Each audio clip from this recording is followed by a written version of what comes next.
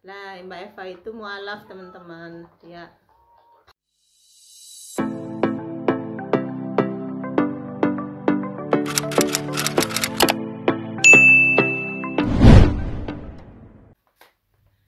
Halo, assalamualaikum teman-teman. Apa kabar semuanya? Semoga kalian lagi dalam keadaan sehat walafiat. Begitu juga aku yang di sini. Alhamdulillah ya. Kali ini aku mau sharing video tentang aku mau nyemir ya, minta bantuan Mbak Eva di rumah. Nah, karena selama aku hamil itu aku nggak pernah ke salon. Dari dulu juga nggak pernah ke salon ya teman-teman. Aku nyemirnya di rumah terus, dan ini semirnya semir spesial, bukan pakai chemical ya, ini natural. Lumayan aman buat ibu hamil ya. Aku udah dikasih tahu sama mertua, dan mertua juga pakai ini sebelumnya, dan aku ngikutin anjuran mertua ya. Dan ini aku nggak pernah tahu di Indonesia ya, tapi di sini ada kayak gini, namanya henna buat rambut teman-teman. Nggak tahu kalau kalian ada yang tahu seperti ini di tempat lain apa enggak, tapi ini yang aku pakai selama aku hamil ya. Ini udah semir yang ketiga kalinya ya, karena memang nggak begitu lama, nggak begitu tahan lama sih, tapi lumayan lah daripada itu, karena nih banyak banget ubanku. Nah, aku ya pengen kelihatan muda terus ya. Jadi di sini udah ada Mbak Eva dan ada di ruang tamu. Aku mau ke sana, dia mau bantuin aku untuk henna rambut. Nah, ini tukang salonnya udah di sini. Mbak Eva itu super sembarang bisa, masak pinter, pijet juga, nyalon juga, apalagi Mbak Eva? Nah, itu aja. Ngurus anak juga pinter. Ngurus anak kan pasti seorang ibu soalnya. Nah, ini anaknya cantik banget kan teman-teman. Untung nggak ikut ibunya. Ini mix Bali and Turki. Nanti ini anakku Jawa dan Turki. Gimana ini? Yang penting waras selamat lah, sehat normal semua. Jadi ini teksturnya seperti ini teman-teman. Udah dikasih air sama Mbak Eva. Berapa ya tadi airnya? Teh ya? 3 sendok makan. 3 sendok teh. 3 sendok makan. Tapi air teh teman-teman, biar lebih gitu warnanya. Say something, hello meraba. Pinter banget dia. Super. Ya, dancing, jumping. Oke. Nah, ini nih cuman sekitar 1 bulan apa ya? Nggak ada ya? 1 bulan setengah bertahan ini si henna. Tergantung rambut panjangnya cepat. Dia lagi makan kentang goreng. Makanannya orang Turki. Kentang sama sosis. Nah, habis ini kita juga mau ke pasar. Biasa ibu-ibu rumah tangga di Turki. Pasarnya cuma hari Minggu ya teman-teman. Besok puasa loh. Malam ini Sahur ini sahur pertama. Iya. Di sini besok puasa. Ini juga sama. Makanya besok nyepi. Ini hari bahagiaku. Kenapa? 2 agama sama-sama hari raya. Satu agama yang melahirkanku dari kecil sampai sekarang, dan agama Muslim yang aku peluk sekarang. Lah, Mbak Eva itu mualaf teman-teman. Ya, jadi Muslim berapa tahun udah ya Mbak? Setahun. Baru setahun. Setahun pas nikahnya 2 tahun lah. Waktu nikah sama orang Turki. Tapi sebenarnya ya teman-teman, di Turki itu bebas loh. Maksudnya dia, suamiku sih bukan tipe orang yang kamu harus muslim enggak. Dia tuh nanya berkali-kali, kamu siap enggak? Aku enggak maksa gitu. Tapi karena sebelum kenal sama dia pun aku udah mengenal agama Muslim. Kenapa? Dia semenjak di Istanbul itu kejadian yang sangat bikin aku trauma. Waktu itu belum selesai loh ke ceritamu, kejadiannya. Kamu masuk masjid. Iya. Masjid yang gede itu ya? Iya. Sultan Ahmed apa ya? Sultan Hamid. Iya, tapi apa namanya masjidnya? Apa Sofia? Hagia Sophia. Nah, ceritanya Mbak Eva itu lagi bersedih hati. Ya. Terus masuk ke masjid besar yang terkenal di Istanbul, Turki. Namanya Hagia Sophia. Terus itu tempat pariwisata sih, bukan hanya untuk muslim aja ya. Pariwisata semuanya bisa masuk. Nah, waktu itu aku ketemu orang ya yang pengurus masjidnya sana lah, lihat aku nangis segala macam, dia nangis. Sendirian kamu? Aku sendirian lah sama. Ya Allah. Kok kamu sebenarnya berani banget loh, udah nggak ada teman, berani ke sana sendiri. Aku beraninya yang nunjukin paspor aja. Aku tanya kalau aku misalnya kemana, aku mau ke ini naik apa, nanti ditanya kamu naik ini.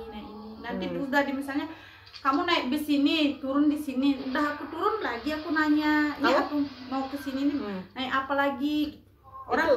Orang itu tuh kalau misalnya jangan nanya orang yang kalau di Turki itu ya, jangan nanya orang yang agak lebih muda gitu loh. Remaja-remaja, kita nanya orang yang udah tua-tua aja. Kalau aku prinsipnya kayak ya bukan menjelekkan orang yang remaja, juga ada yang baik juga sih sebenarnya. Tapi kebanyakan mereka nggak peduli. Bukan nggak peduli ya, ya kayak jahil gitu loh. Kita kan orang asing, kita nggak tahu arah, nggak tahu jalan kan, nggak tahu bahasa, minim lah. Terkadang tuh alamat salah, karena aku pernah beberapa kali tuh nanya ke orang, jalannya salah ditunjukin, malah kadang ke tempat lain. Su istio tur bisa nih, dari bisa nasu. Ketemu orang sering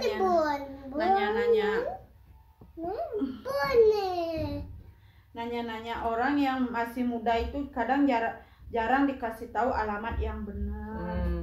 Makanya semenjak itu beberapa kali sering aku sih kadang kemarin pas aku misalnya pas ke Taksim itu naik ini malah aku nyasar ke Kadekoi kadang. Tapi dengan bukan ada imannya juga sih nyasar itu, kita jadi tahu tempat inilah, tempat itulah. Anggaplah kerja sambil jalan. Sampai nggak dijemput agen lah. Sampai aku nyasar lah segala macam. Enggak, pertamanya kamu kesini kan lewat agensi, tapi di bandara nggak dijemput. Terus kamu cari orang? Bukan cari orang lah, cari teman lah, teman yang pernah aku jadiin lah aku kerjaan dari semenjak aku tuh dari potong sayur di Turki. Pernah potong-potong sayur teman-teman. Karena kan belum tahu gini kan Kak, channel kerjanya di mana. Iya. Gitu. Dan kamu benar-benar zero pengalaman tentang Turki ya dulu ya. Sudah gitu aku kerja namanya dia masukin training karena katanya aku belum bisa sepala, belum bisa pijet, dimasukin ya tempat training itu nggak digaji sebulan setengah itu, padahal bosnya itu digaji tapi agensinya bilang nggak digaji. Ya Allah. Gitu. Tuh banyak agensi nakal sebenarnya teman-teman. Banyak lah. Tapi semenjak itu aku jadinya mandiri jadinya.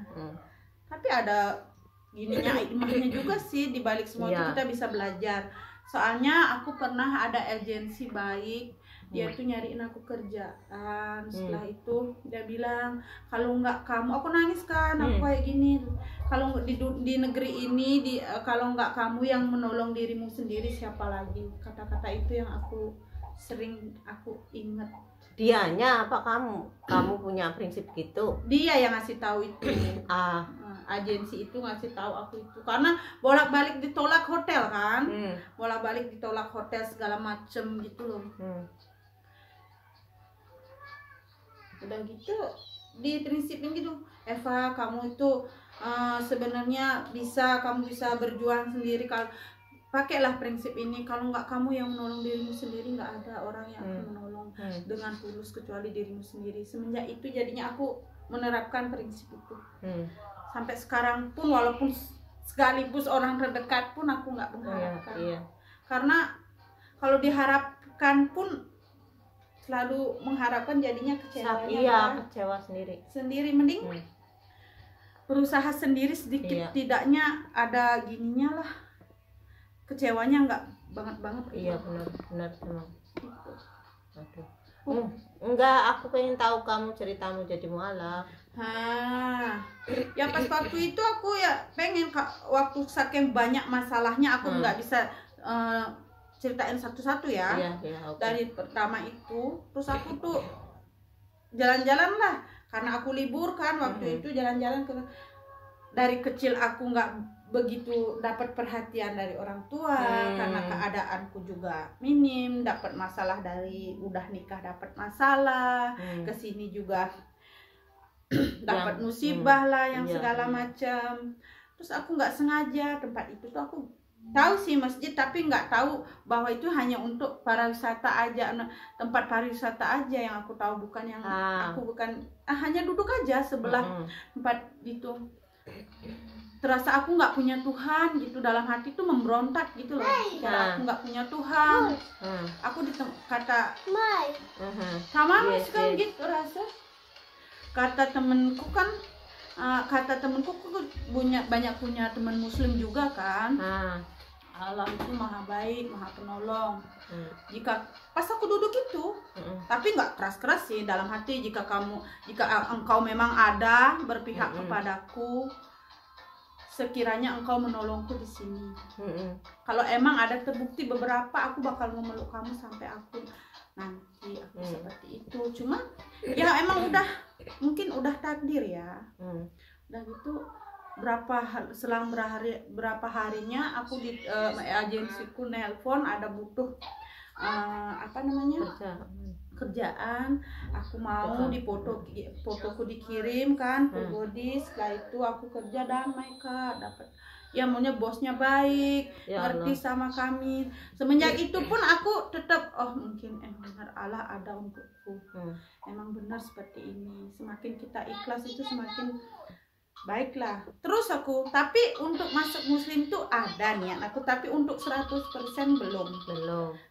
Semenjak aku menikah, baru nikah imam, aku nggak munafik ya. Di Indo belum sah cerai, di agama di pengadilan belum sah. Sedangkan aku udah hamil, corona nggak bisa pulang kerja, enggak, susah banget untuk makan pun susah. Bahkan waktu itu harga ekmek itu hanya 1,5 tele loh. Aku nggak bisa beli. Begitupun perjuanganku dalam kehamilan kan.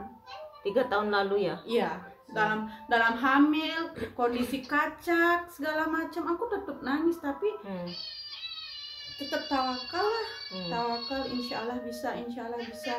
Itu pun dengan kekuatan suami aku Kak. Dia tetap menguatkan aku, kita bisa menjalani ini, melewati ini. Terus dengan berjalannya waktu, suami perlahan dapat kerjaan, aku juga sambil hamil kerja. Ada restoran orang yang gak keurus, suamiku disuruh ngurus segala macam, kita bareng-bareng. Aku yang gak bisa bahasa, aku nyuci piring dia yang servis untuk segala macam. Tapi aku itu gimana ya, tetap sedih. Kenapa? Banyak ini gitu loh, musibah, banyak cobaan, banyak ujian, dan di situ pun ada, aku ada tetangga baik banget di sana, restoran di situ, di tempat di Arbuk, di tempat tinggal suamiku. Ada teman baik di situ, ada semualah, ibunya, bapaknya baik, menolong aku, mengajarkan tentang agama, tentang berbagi, tentang apalah, cuma ya aku tuh belum bisa yang sholat 5 waktu tuh belum bisa. Diajarin gini caranya. Semenjak aku ikhlas, suami dapat kerjaan, aku udah lahiran, perlahan kimlikku bisa dibayarin suami dari ngurus cerai. Padahal itu nggak murah ya? Nggak murah, bayar pengacara untuk cerai aja 25 juta. Dengan harga tele yang seambruk-ambruknya waktu itu 800 rupiah. per satu tele. Bayangkan itu 25, belum lagi sewa orang jadi saksi segala macam. Kalau cerai nggak ada orangnya kan butuh saksi dari dua belah pihak. Butuh saksi segala macam, urus surat N1 N5. Buat perpindahan gini apa namanya, perpindahan dari kakak suami ke jadi kakak mandiri. Tapi alhamdulillah dengan sabarnya suami aku tuh luar biasa Kak. Dan dia tuh nggak pernah yang namanya perhitungan masalah materi gitu loh. Habis kita cari lagi, yang penting Tuhan Allah memberikan kita kesehatan, kita bisa kerja gitu.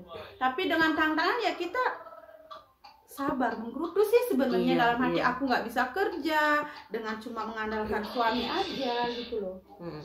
Ya itulah kehidupan kita di negeri orang. Iya. Jadi jangan dikira, jangan anggap ya kita itu foto-foto langsung kayak orang liburan. Sebenarnya tidak seperti itu. Kita menunjukkan kebahagiaan senyum kita untuk keluarga kita sendiri. Lah sudah kita nggak bisa pulang tengok keluarga, tengok orang tua, lah kita ngupload yang sedih-sedih, apa orang tua nggak miris di rumah, nggak mikirin kita. Tapi ada juga yang beberapa kurang sampai situ pengertiannya gitu loh. Baru kita upload dulu, foto-foto orang tuanya nggak digini ditengok. Ada juga tadi pagi juga aku gitu lihat postingan orang yang sedang foto profilnya lumayan lagi liburan sama keluarganya di sini ya. Tapi netizen tuh julid Kak. Tengoklah keluargamu di Indonesia, tengoklah setidaknya nggak bisa kamu pulang sama anak suamimu, setidaknya pulang sendiri. Mereka tak tahu perjuangan kita di sini. Kangennya sama orang tua itu kita tahan, sedih sebenarnya. Bayangkan ya kita itu biasanya kalau misalnya kita merantau di antar kota kan seminggu sekali kita bisa pulang ataupun sebulan sekali. Nah kita bayangkan kayak aku nih sekarang 4 tahun nggak pulang, sakit rasanya sebenarnya ya gimana kan. Tapi orang nggak merasakan yang seperti itu.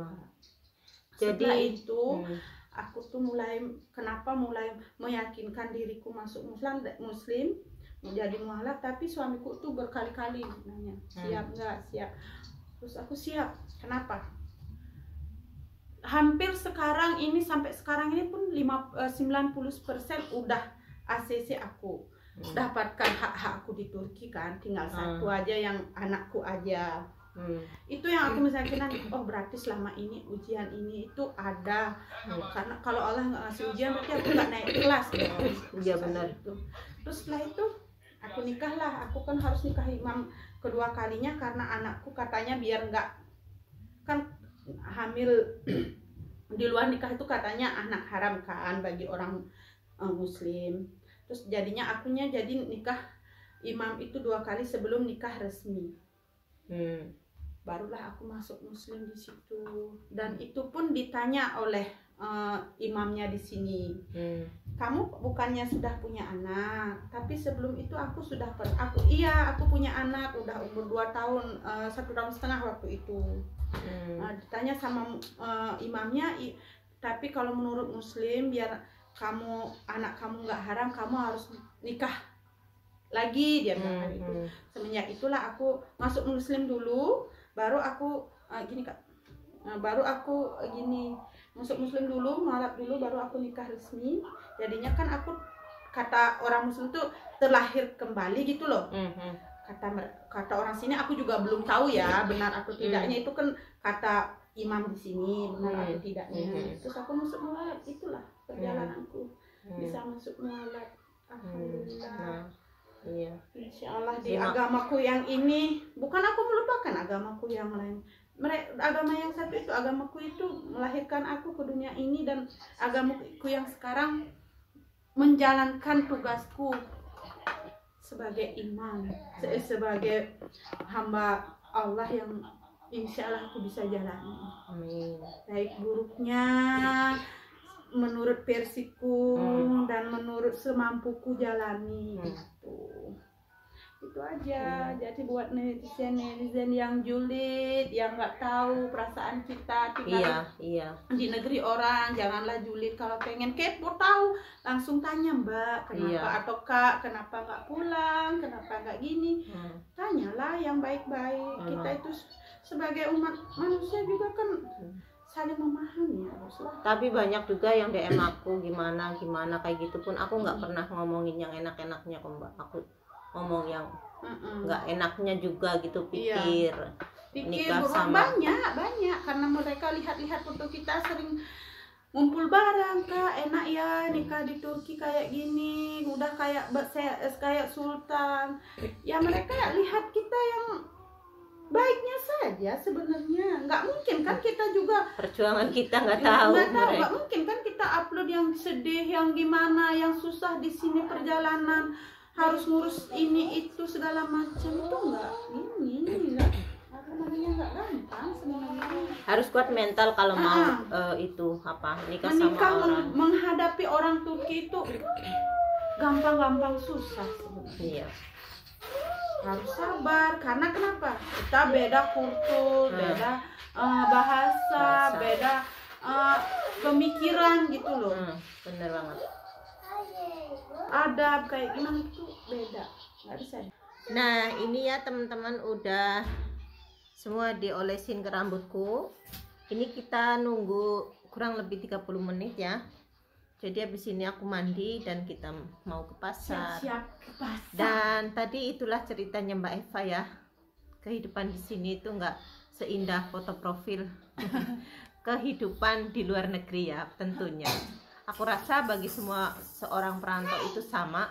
Semua perantau di luar negeri itu tentunya punya masalah masing-masing dan pastinya nggak dipublikasikan ya masalah kita ya. Jadi ya gitulah teman-teman, jangan dilihat dari foto profilnya ya, tapi perjuangannya kalian nggak tahu teman-teman ya di sini kayak gimana ya. Jadi memang ya kalau nikah sama orang luar negeri, menurut aku sih bukan Turki aja sih say. Menurut aku sih luar negeri mana aja itu memang tantangannya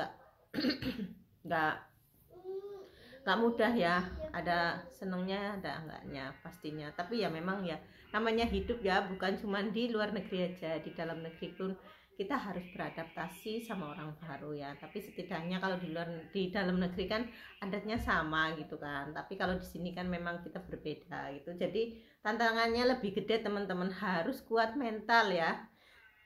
Ntar dari suami, ntar dari keluarga mertua, maksudnya kayak gitu ya. Ya alhamdulillah kita sih masih oke lah, nggak yang jelek banget itu enggak. Jadi alhamdulillah. Jadi semoga cerita-cerita kita hari ini, aku sama Mbak Eva ya, benar-benar so touching ya sebenarnya. Aku waktu itu sih pertama kali ketemu Mbak Eva kayaknya diceritain tuh aku nangis loh teman-teman. Ceritanya dia itu benar-benar nggak nyangka dia itu sekuat baja. Itu hidupnya kayak gimana. Aku pikir aku paling menderita ya, ternyata Mbak Eva itu lebih sorry to say, tapi memang dia benar-benar patut dicontoh ya, kekuatan dia, kesabaran dia, memang benar-benar aku bangga sama dia teman-teman. Jadi ya kita sekarang jadi kayak keluarga di sini ya, dan alhamdulillah juga rumah kita berdekatan, jadi gampang ada apa-apa, punya keinginan apa-apa ya sebisa mungkin kita sharing. Mau beli bihun Indo, mau bikin bihun goreng ya Allah. Rindu aku. Lagi ngidam bihun goreng. Nah, jadi ya itulah ya teman-teman ya. Semoga videoku kali ini menghibur kalian, bermanfaat dan inspiratif. Dan